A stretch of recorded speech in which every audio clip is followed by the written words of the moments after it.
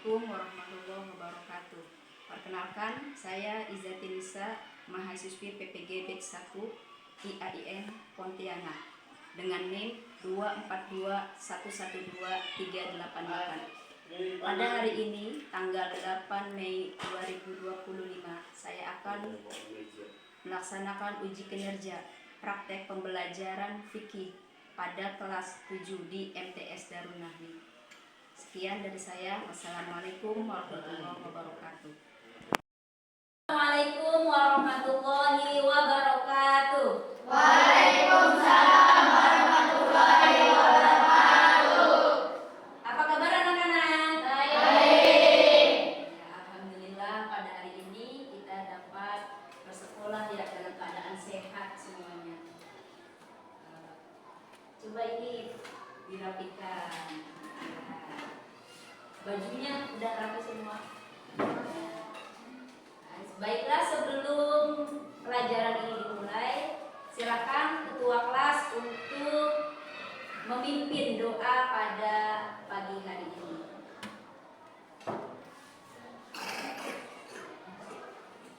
Sebelum belajar, mari membaca doa bersama-sama.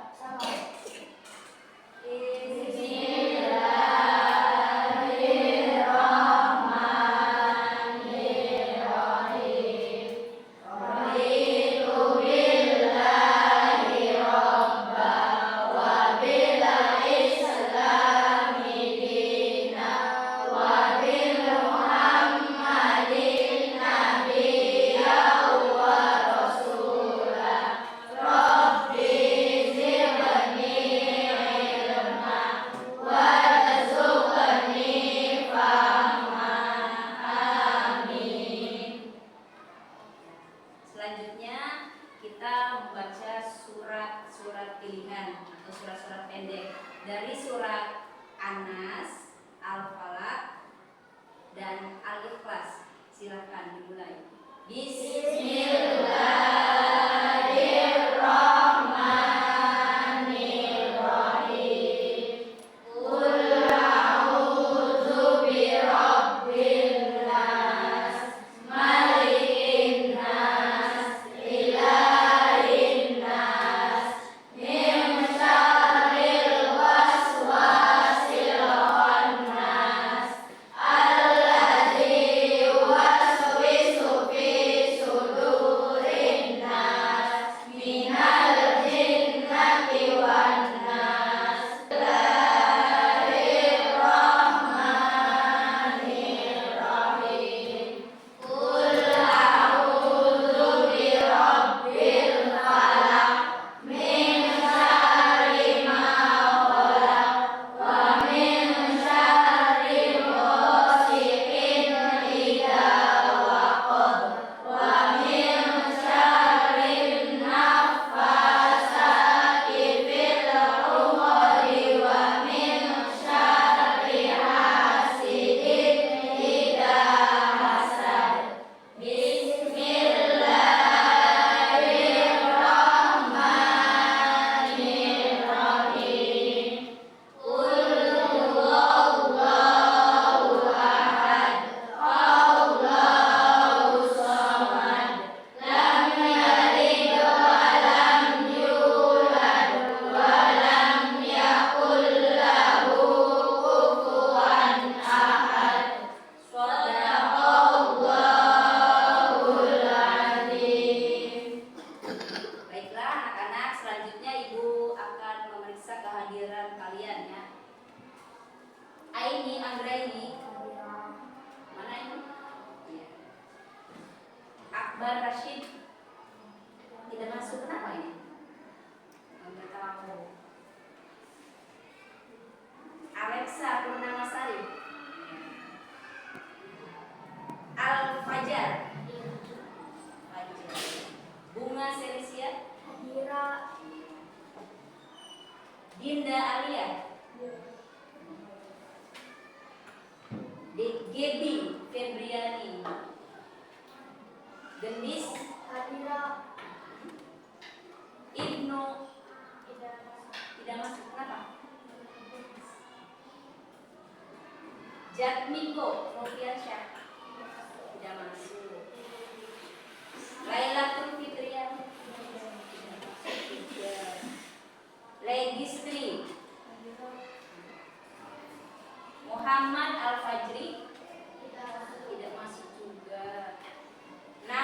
Syatul Afiyah.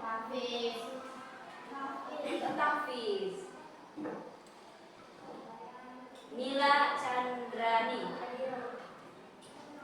Nina. Nur Laudia. Fitria. Tidak masuk. Kenapa ini? Sakit atau gimana?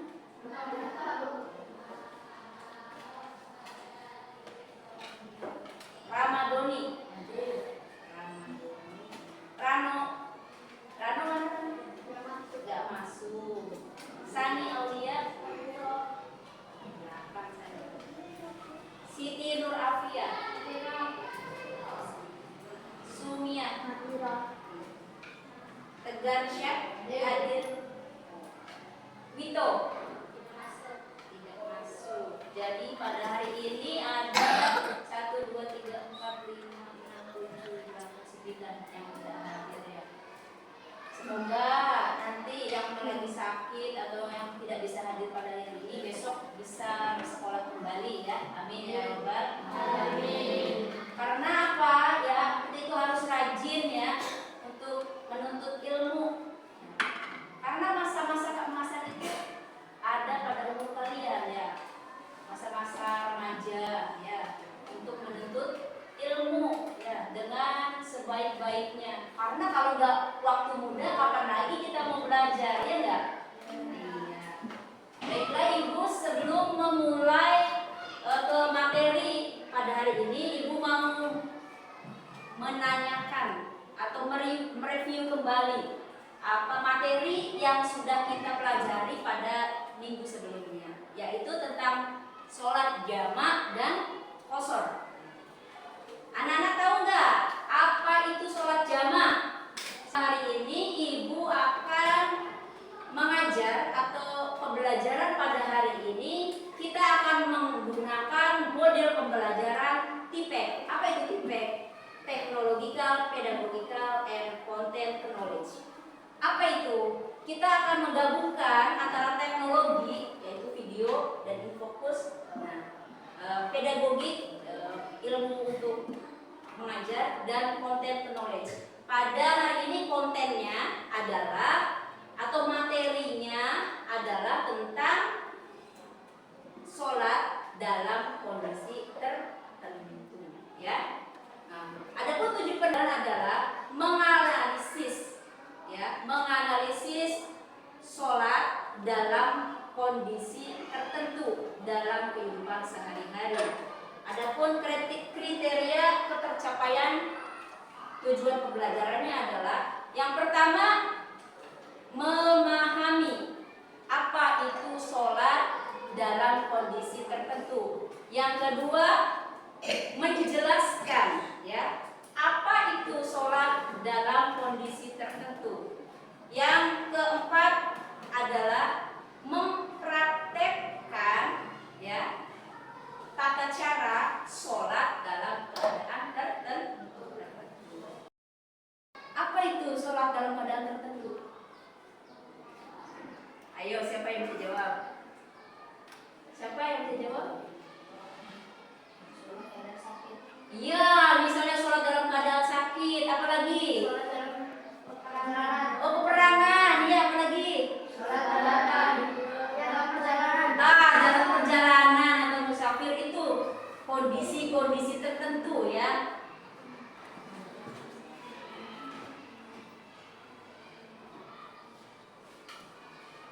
Nah, kita amati bersama-sama.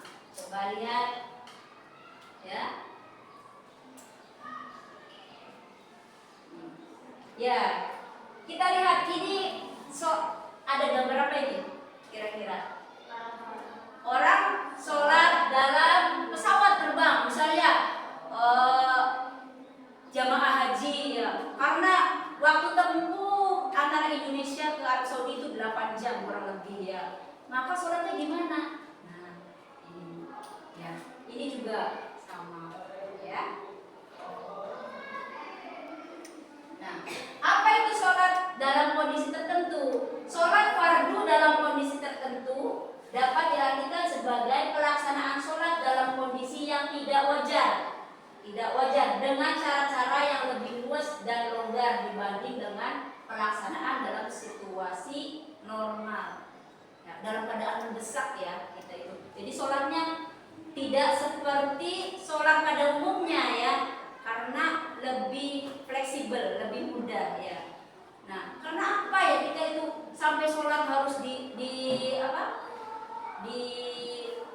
mobil, lagi sakit kita harus sholat, karena sholat adalah tiang agama. Dalam kondisi dan situasi apapun kita harus tetap sholat ya. Jangan gara-gara kamu lagi sakit gak usah sholat ya, gak boleh. Dalam kondisi apapun, kalau tidak bisa berdiri kita bisa dengan duduk, tidak bisa duduk kita dengan tidur berbaring.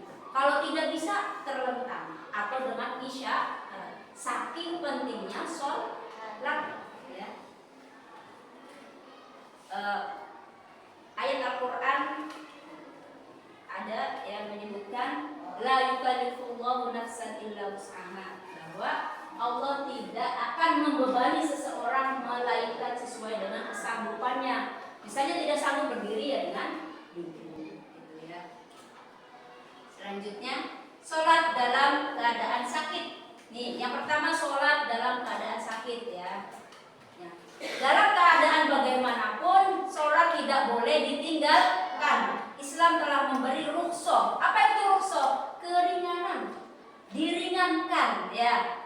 Pada umumnya dalam menjalankan sholat, misalnya dalam keadaan sakit, berpergian, naik kendaraan, atau dalam suasana perang ya. Tuh. Orang yang sakit jika hendak melakukan sholat, apabila mampu berdiri maka sholatnya dengan berdiri. Apabila tidak mampu berdiri maka dengan duduk. Apabila tidak mampu sujud maka dengan isyarat. Ya, isyarat. Ya, menganggukkannya. Sujudnya lebih rendah daripada rukuknya. Misalnya nih, ya, sujudnya segini. Rukuknya segini. Sujudnya lebih rendah lagi, ya. Nah, selanjutnya sholat dengan duduk. Bu, gimana bu caranya sholat dengan duduk? Ya. Nih, kita menghadap kiblat. Duduknya gimana? Nah, duduknya di sini seperti duduk iftirosh. Iftirosh itu apa? Duduk pada tahiyat pertama. Jadi duduknya begini. Kalau tidak bisa bu begini. Bisanya selonjoran kakinya. Boleh, asal menghadap kiblat. Adapun tata caranya biasa seperti sholat biasa, cuman Allahu Akbar sambil duduk kan, lalu baca doa iftitah, baca Fatihah, baca surat ya, lalu ruku dulu. Nah rukunya misalnya Allahu Akbar, rukunya segini, Subhana rabbiyal a'la wa bihamdihi sampai akhir, sami Allah liman hamidah, Rabbana wa lakal hamd. Sujudnya lebih rendah lagi. Kalau tadi rukunya segini, nanti sujudnya lebih. Ya. Kalau bisa sujud, boleh sujud seperti biasa. Itu kan duduk kan ya, bisa sujud biasa seperti sholat biasa. Tapi kadang kan orang sakit itu parah ya sakitnya ya. Ada yang patah tulang atau apa, tidak bisa sujud seperti biasa. Boleh, hanya dengan isyarat saja. Ya, begitu. Kalau sujudnya lebih rendah lagi. Lalu sholat seperti biasa. Lalu salam, ya, paham di sini? Nah ini sholat dalam keadaan duduk. Nah, bagaimana bu sholat dengan berbaring? Ya, sholat dengan berbaring. Nah, sholat dengan berbaring itu kita harus menghadap kiblat, miringnya itu ke kiblat, ya, miringnya kemana? Kiblat, harus menghadap kiblat. Selanjutnya sama sholatnya, bacaannya seperti sholat biasa ya, dari takbiratul ihram, iftitah, al-fatihah, surat dan lain-lain.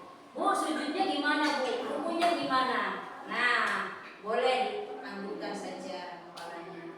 Nanti kalau sujud lebih rendah lagi, begitu ya. Jadi sholat itu dalam kondisi apapun kita tetap harus melaksanakannya, harus menegakkan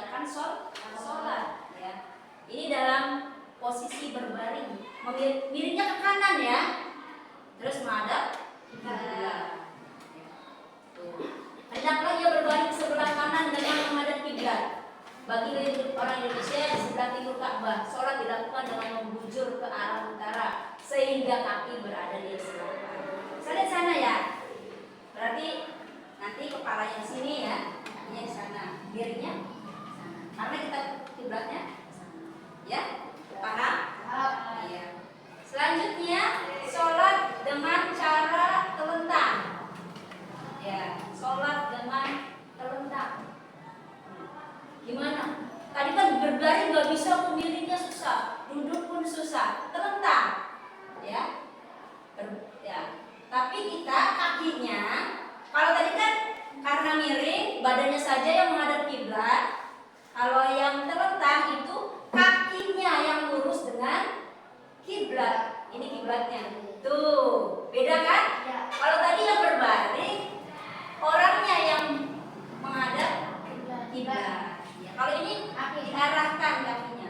Kalau nggak bisa, bu, misalnya di rumah sakit, bu, bednya itu, misalnya kasur di rumah sakit itu udah madepnya ke sana, bu, nggak apa-apa. Tapi kalau bisa digeser pas takbiratul ihram ke arah kiblat. Kalau tidak mampu nggak apa-apa ya. Selanjutnya, sholat dalam kendaraan atau sholat musafir. Nah, ada dua hal yang harus diperhatikan dalam kaitannya sholat dalam kendaraan, yaitu cara bersuci dan praktik sholat dalam kendaraannya. Cara bersucinya gimana kalau di pesawat misalnya? Siapa yang tahu gimana cara bersucinya? Gak ada air nih, gimana sih? Mau wudhu? Pakai dulu, iya, tayamum namanya ya. Nah, gimana tayamumnya, bu? Tayamumnya ada dua cara ya. Nih, misalnya nih ya, di depan kita kan ada kursi-kursinya penumpang lain, atau di kaca juga bisa, atau di itu dulu ya, biar debunya nggak banyak-banyak banget gitu ya. Lalu caranya sini, lalu sini. Begitupun tangan kirinya. Separohnya nih ya buat bawah, separohnya buat atasnya. Tuh, jangan dipakai semua, ya. Nah, boleh dengan duduk, ya. Melakukan sholat takut terjatuh, maka lakukan dengan duduk di tempat dudukmu, ya, di kursinya aja udah. Apabila tidak mungkin dapat ruku sujud sebagaimana mestinya, lakukan dengan isyarat saja. Yang nggak mungkin kan langsung sujud di situ, boleh dengan, nah, biasa rukunya ini, sujudnya lebih rendah lagi, ya. Agar tidak terganggu dengan orang-orang yang berada di sekitarnya, beritahu kepada mereka bahwa engkau akan mengerjakan sholat. Bilang sama temannya, saya mau sholat, gitu. Biar jangan diganggu, nanti Allahu Akbar, tepuk-tepuk, ya, misalnya bayar misalnya, ya. Enggak. Jadi kita beritahu dulu, saya mau sholat gitu ya. Terus kita sholat seperti biasa. Nah, apabila perjalanan cukup jauh, engkau dapat melakukan dengan menjamak dan mengqashar. Nah, ini usahakan agar pada waktu takbiratul ihram engkau dapat menghadap kiblat. Nah, bukan mobilnya nggak tahu, bu, muter-muter nggak tahu kemana. Cukup pada waktu takbiratul ihramnya aja menghadap kiblat. Lalu udah terserah mau mobilnya ke kanan, mau mobilnya ke kiri, ngikutin mobil. Ya. Ada yang menyebutkan lagi, boleh langsung aja Allahu Akbar tanpa mengetahui arah kiblatnya. Takutnya kan nggak tahu kemana nih arah kiblatnya. Mobilnya nih udah madep ke mana nih? Udah. Nah, jadi sholat khauf ini sholat yang dilakukan dalam keadaan takut, dalam keadaan genting, ya. Lagi peperangan misalnya. Kayak saudara-saudara kita di mana? Palestina. Orang-orang Palestina mau sholat tapi takut di bom sama Israel, ya, takut ditembak. Nah, menyaksikan video sholat dalam keadaan sakit, ya.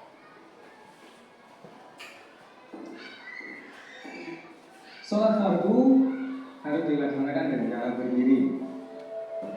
Lantas bagaimana jika kita tidak mampu? Bagaimana sih caranya kalau kita nggak bisa dengan cara berdiri gitu ya? Kebanyakan itu biasa. Yang pertama, lihat.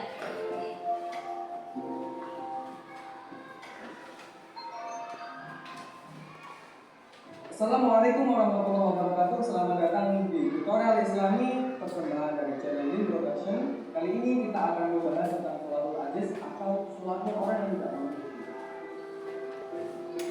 Pada dasarnya sholat fardu itu harus dilaksanakan dengan cara berdiri. Lalu bagaimana jika ada seseorang yang tidak mampu sholat dengan berdiri? Ada beberapa tingkatan atau level sholatnya orang yang tidak mampu berdiri. Apabila dia kehilangan kemampuan untuk berdiri sendiri, maka dia diperbolehkan untuk berdiri menggunakan alat bantu seperti tongkat atau berdiri dengan jika seseorang benar-benar tidak mampu sholat dengan cara berdiri, maka dia diperbolehkan untuk sholat sambil duduk dengan cara apapun. Tetapi yang lebih utama adalah dengan cara duduk tiros, kemudian duduk tawarruk, Caranya begitu ya.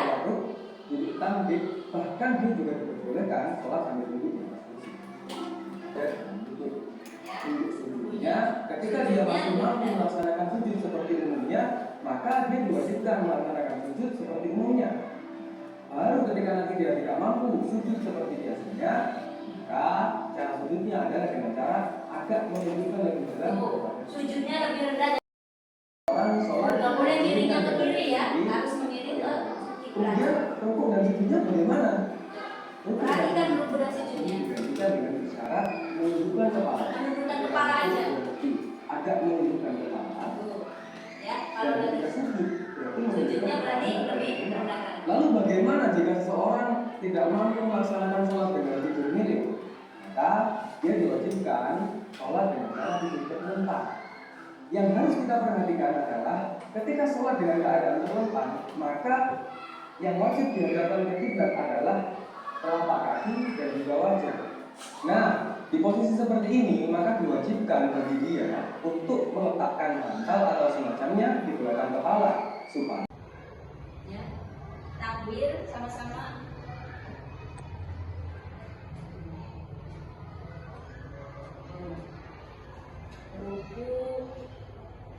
Ruku mah bareng ya.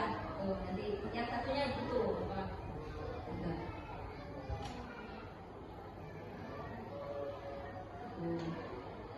Ketika yang pertama sujud, yang ini dimanja, jaga-jaga takutnya ditembak sama penjahat yang bagi dulu nih, ada 3 kelompok ya.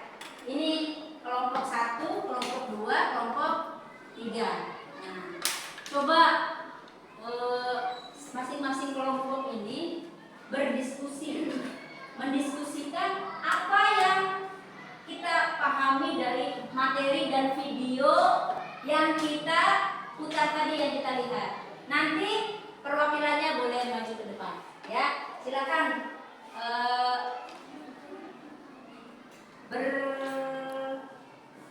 berkoordinasi dengan temannya ya. Ayo berkelompok. Nah, nanti tadi tuh gini, lihat apa videonya di mana ya. Nanti boleh maju ke depan. Ya. Ini kelompok 3 ya. Ya, ya.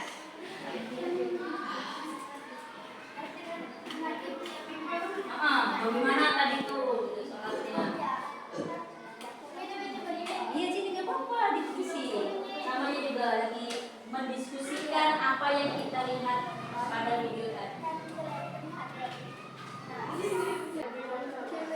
Udah ya, cukup ya, cukup ya.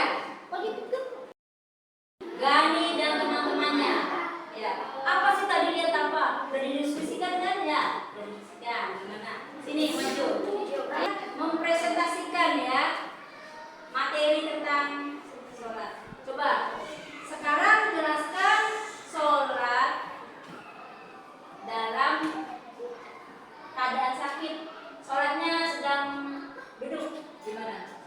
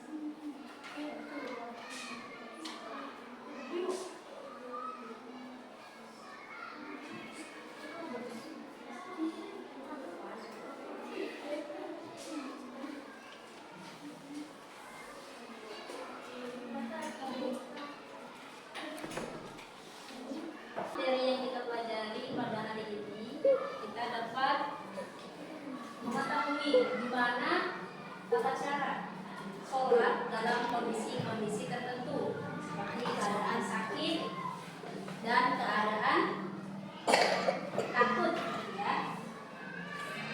Baik, Ibu mau tanya nih, apa yang dinamakan dengan sholat dalam kondisi tertentu?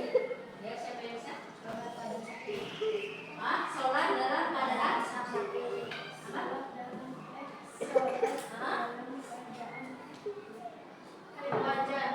Apa? Dalam keadaan tidak wajar, ya bisa. Ya, selanjutnya bagaimana caranya kita sholat dalam keadaan sakit? Yang pertama gimana? Dengan duduk.